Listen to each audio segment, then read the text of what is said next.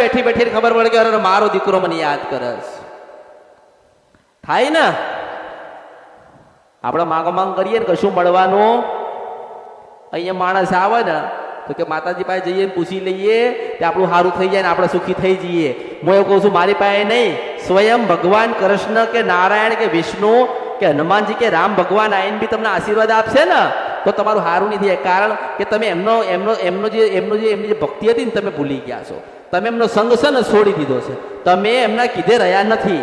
મેં કહી દીધું એટલે તમે તો એમ કે ઘરે જઈને દીવો કરીશું. હા, મેલડી માતા બતાવ્યા, ઘરે જઈને દીવો કરીએ એટલે આપણે બધું સારું થવા માંડે. એ રીતે સારું થાય? કોઈ દિવસ ના થાય. તમારે 25 વર્ષ દુઃખ પડ્યું ને, તમે કેટલા ફાફા માર્યા, કેટલા ફર્યા, કેટલું ફરવું પડ્યું, દુઃખ થયું, વેદના થઈ, હેરાન થયા, બરબાદ થયા, ઘર બાર બધું બગડ્યું ને. દુઃખ પડ્યું એટલે પછી જગ્યા ફરવાની થઈ. માં ક્યાં ફરે? માં 60 વર્ષથી ફરે, તમે 25 વર્ષથી ફરો છો. આપણે માન પૂછ્યું કોઈ દાડો કે માં મન દુઃખ પડ્યું છે? તને તો દુઃખ પડ્યું નથી ને. માણસ કોઈ દાડો માતાને પૂછતો નથી કે માતાને દુઃખ પડ્યું.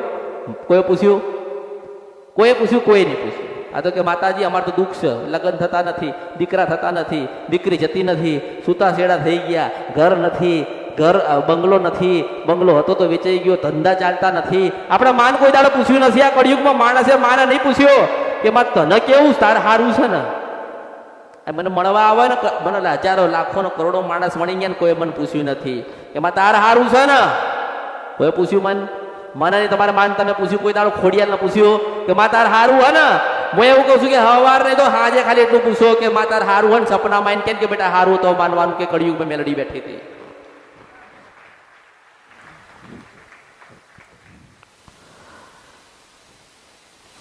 ઘરે દીવો કરતા નથી, સરખો દીવો ઘરે નથી કરાતો અને પછી કંઈક જાય ને બહાર એટલે આખા લાંબા થઈ જાય. માતાજી તાર દર્શન કરવા આવ્યા છીએ. હું એવું કહું છું કે અહીંયા માનો કે માનતા રાખી કે માતાજી મારું આ કામ થઈ જાય તો કે આડોડતો આવીશ, પગે લાગતો આવીશ, ઢોલ લઈને વગાડતો આવીશ. કે બોલેલું પાડે છે ને. હું એવું કહું છું કોઈ દાડો આડોડતા કુળદીવે ગયા છો? કોઈ ગયું નથી. અરે એમ કહું છું કે ઘરમાં 5 જણા હોય ને તો નક્કી કરો કે આપણે આજે માતાજીનો ઢોલ વગાડતા આપણી માતાજીનું નામ લેતા જવું છે.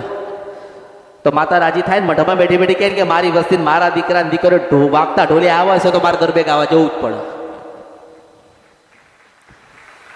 આપણે માને તો આનંદ કરવો છે ને, આશીર્વાદ આલવો છે ને, સામેથી બોલવું છે, પણ આપણે એવા થતા નથી. આપણે આમ ખબર આ તો કે તળિયાની નડે છે ને, ઘરની નડે છે ને, બહારની નડે છે ને, પોતાની નડે છે ને.